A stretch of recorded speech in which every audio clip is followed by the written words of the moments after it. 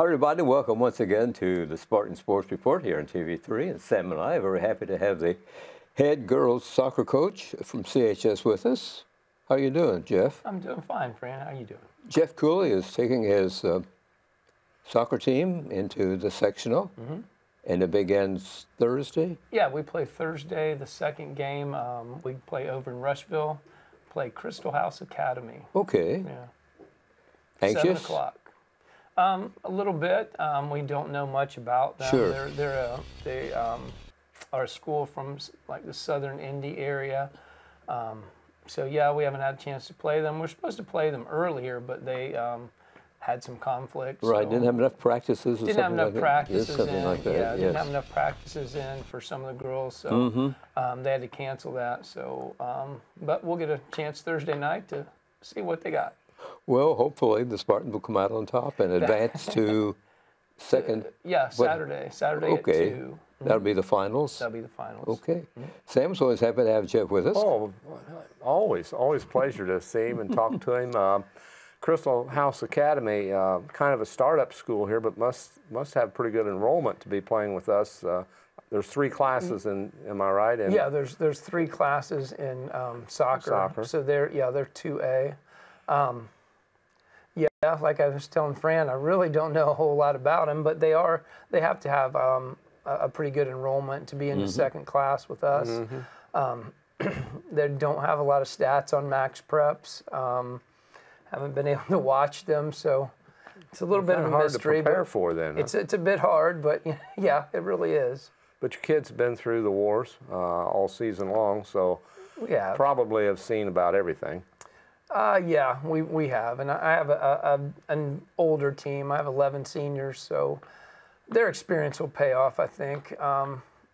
You go in, you play in soccer a lot of times. You just play how you play, and that's how it goes. So that's what we're going to try and do. And I want to apologize for not making it out to a game. Well, last year, that's all right, last year I was able to come for a while. And, you did. The girls and liked actually it. enjoyed it there on the bench. The girls liked having you. Well, that's always an open invitation. Well, we'll remember that next year. All right. Remind me of that at a football game next year. Okay, I will. What's your record, Jeff? We are 6-8. Normally we'd have played 16 games, but we had 2 canceled and couldn't make those up. One was Crystal House, and the other was Knightstown. Have they been improving toward the end of the season, ready for postseason? Yeah, I think we have. I think we have. That's good. We're starting to peak. We played really well the last couple of weeks, moving the ball, passing the ball much better, and yeah, I'm happy with the progress we're making for sure. That's good. How often do you practice, Jeff? Every night. I mean, not Sundays. Can't IHSAA, not Sundays, but yeah, we practice 6 days a week. Okay, that's good. Yeah. I know you're anxious to get into the tournament. I am. I'm ready. Usually, we got the bye this year. In the past, we've always played on Tuesday nights. So it's a little bit. I don't think we've had the bye for 3 or 4 years. So we're used to playing on Tuesday night, but we'll have a good hard practice tonight. Pretty hard practice Tuesday. Then we'll get together for our sectional meal on Wednesday and be ready to play on Thursday. Okay. Who looks the strongest in the sectional? It would probably be either Rushville or Indianapolis Shortridge. Again, Rushville we played, so I know a little bit about them. Indianapolis Shortridge we have not, and they're a lot like the other Indy schools. There's not much out there on them, so they're kind of a mystery too.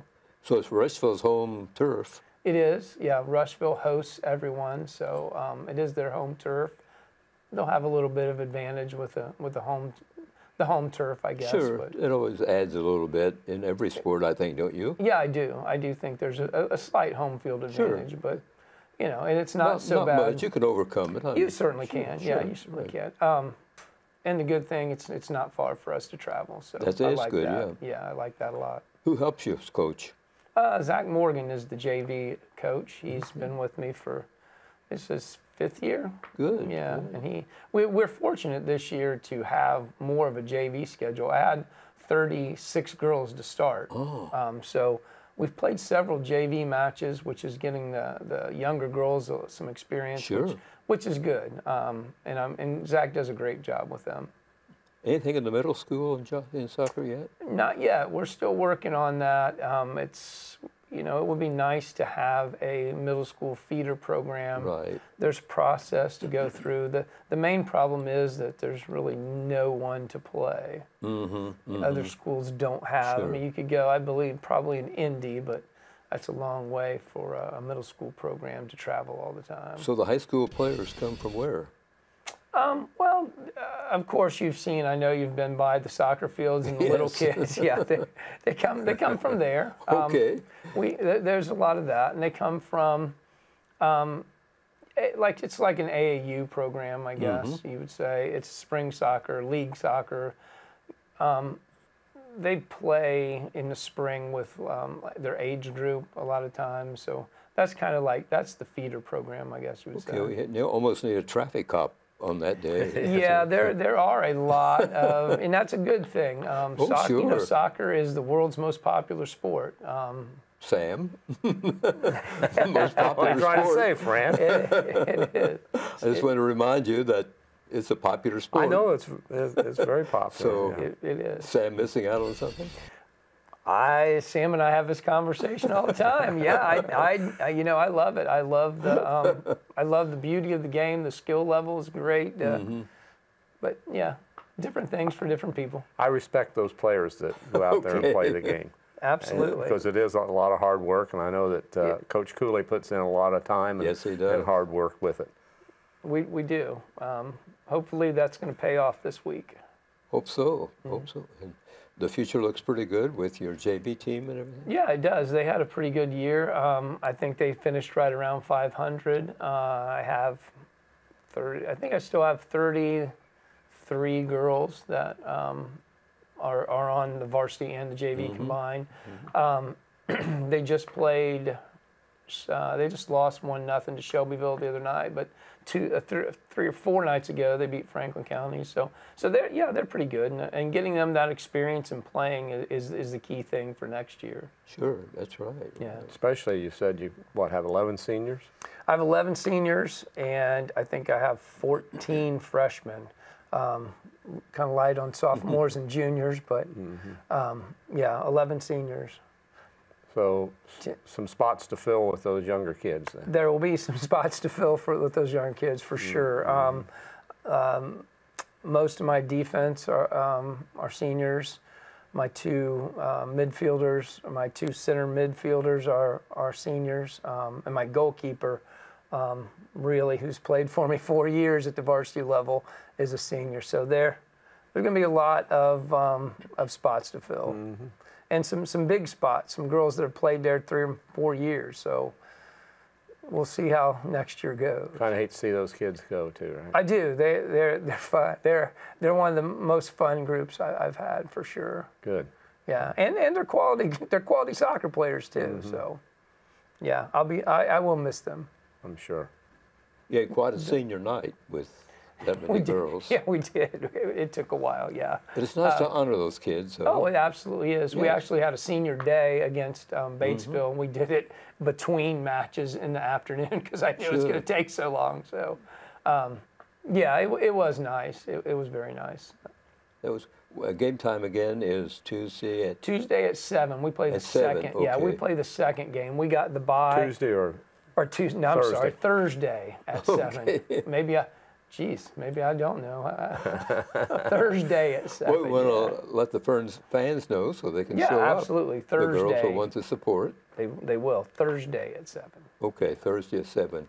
Come dressed prepared because temperature starts dropping when that sun starts going down. It can be a little chilly. Yeah, this time of the year, one never knows. Yeah, for sure.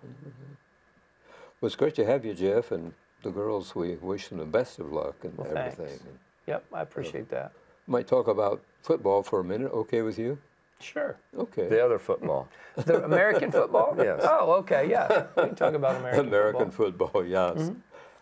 Sam, you were a ball game Friday night. And Coach was there as well. We knew East Central would be good. They have over 100 kids on their roster. Isn't that something? Yeah. And they proved to be good. I don't know, I remember a bad snap and early in the game, and Coach talked about we gave up 14 points early, which kind of set the tone. Something we saw that against South Dearborn as well. And you can't make mistakes against a team like that. No, and they force you into enough errors without making your own. Sure, that's right.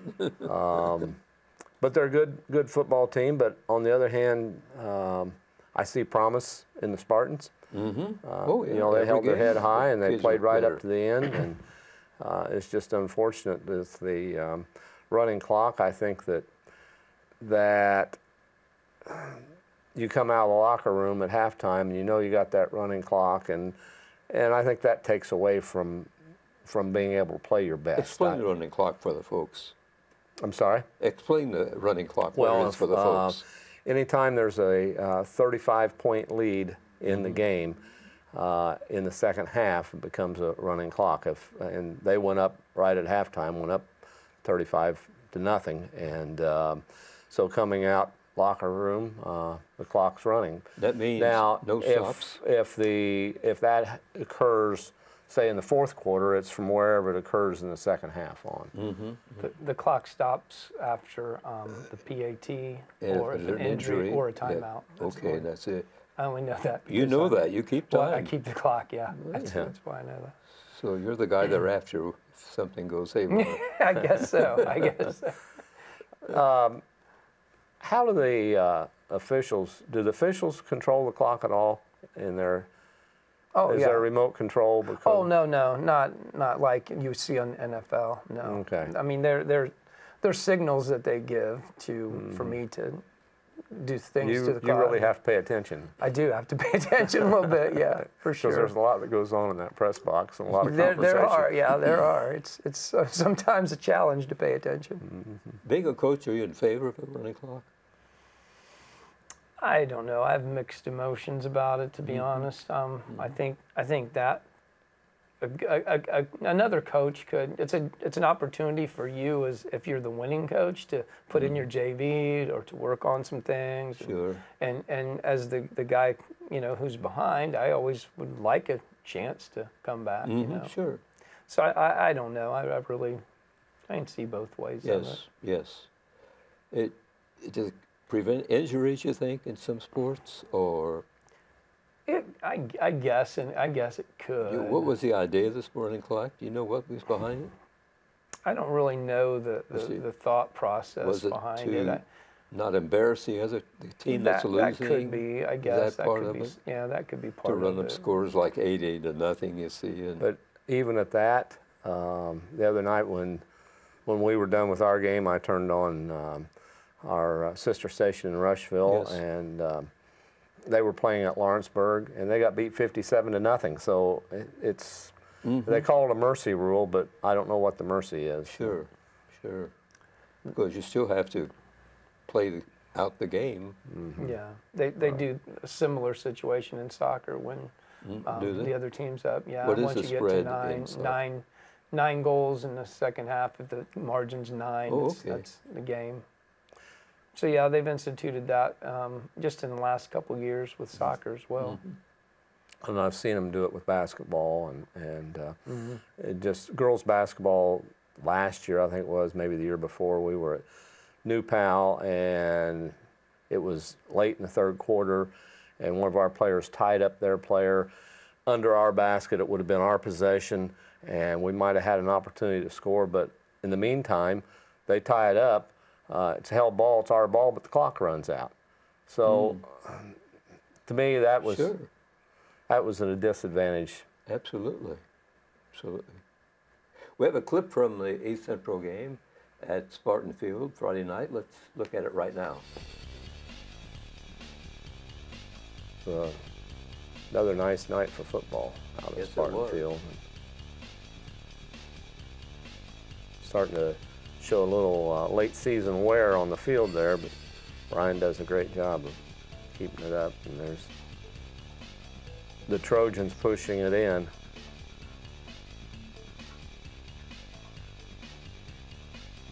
They're just really strong. And I talked to Coach Lynch before the game, and he said that they don't do anything fancy. They just fundamental, and they just do what they do well. Sure, grind it out. Let's see there, third quarter, up 35-0 now. Had we scored late in the third quarter, then we would not have been a running clock until they did go up 35, as I understand the rule. There was Braxton going high to get that. He's fun to watch, and he really stretches out. So Spartan's first score of the night, and and another great play got them right down to 1 yard line there, and then they were able to push it in. And so we scored 14 points against East Central. That was the most this season by any team except Cincinnati Moeller. And Cincinnati Moeller's nationally ranked. And we talk about Lawrenceburg. They're the only one loss, and it was to guess who? East Central. And they scored all of 3 points, I think, in their ball game. It got to be 38-3, something like that, Lawrenceburg. That's who the Spartans take on this week. Yeah, we'll be down there with that one. And then the following week, we wrap up the season at Batesville. And for those watching that maybe haven't heard, they cannot get officials on Friday night, the 14th of October. So they moved that game to 11 a.m. on the 15th at Batesville. It's just unfortunate there's not enough referees, and I guess we need to stop picking on them. It's kind of unusual, isn't it, Jeff, to have a problem like that? Well, it's becoming more common, even in soccer. A few times in soccer, you're supposed to have 3 referees, 2 assistants, and a guy in the middle. A lot of times, we have only had 2 officials for a varsity game. Is that something that the 2 schools have to agree on, or? No, really, right now, to be honest with you, we'll take 2 because they're hard to find, guys and girls both. I mean, people aren't taking up that challenge. They don't want to be officials. I don't know whether it's. I really don't know why, but there's a lack of officials for sure. The older folks are retiring and they're not being replaced. That's true. Well, I mean, here's a good example. We played at Greensburg. Greensburg would have had 1 official that could have come. Why? So there was a boys' game up here. So Andrea sent one of them down, so we'd have 2, and the boys here had 2. So yeah, there's a lot of scrambling around to find officials. There just aren't many of them out there. It's too bad. Yeah, it is, and it's not just a football or soccer. I think it's basketball too. I think it's every sport. That a lot of younger people are maybe not wanting to get involved. I know service clubs that younger people aren't joining them. There are other activities that they're not doing. There's a lot on the internet and at home to keep you busy, I think, and keep you entertained. I guess I really don't know the reason, but there certainly is a shortage. We hear about shortages, and some of it perhaps is caused by the fans' actions. That the officials just don't want to take some of the abuse. I think that's some of it. Yeah, I do. I think that it's progressively. I mean, I've been in this 20 years or so, and it's the fans. Some places tend to be pretty obnoxious. Have you seen a few changes in 20 years? I've seen a few, yeah. I've seen a few. Can't count them? No, I don't think we have time to go into that right now. But. You know, one thing that I've noticed that back in basketball, and I have to say I don't know a lot about basketball, but I know more about that than other sports. But when they went from 2 officials on varsity games to 3, I thought the officiating at the time was not good at all. But once those guys got used to working 3 guys, I think it's improved immensely. But it took a couple years for them to get into sync. for the most part. Just an observation. So it's a good move in your I think so. Your opinion. I think so. And I think that, and they're hard to find, I think in boys JV games that many times 3 officials would be better. Mm-hmm. I see. But I can understand why. finding them, finding enough to do it. Mm-hmm. Yeah. Yeah. We hope it changes shortly because it's the sports need them. That's for sure. And if no officials show up, there's no game. Very true. Very true. It's as easy as that. It's pretty. Yeah, it's as easy as that, Fred. And the people sitting in the stands that and maybe some of us on the radio as well may think that we could do better, but we couldn't. No, that's a tough job, I would think. Well, I know they go to workshops and for all the sports and the training and that's involved, and you'd have to have a real interest in it as well. That's true. It's for the kids. It's another one of those things where it's not the money thing. It's not the money. Doing something good for the kids.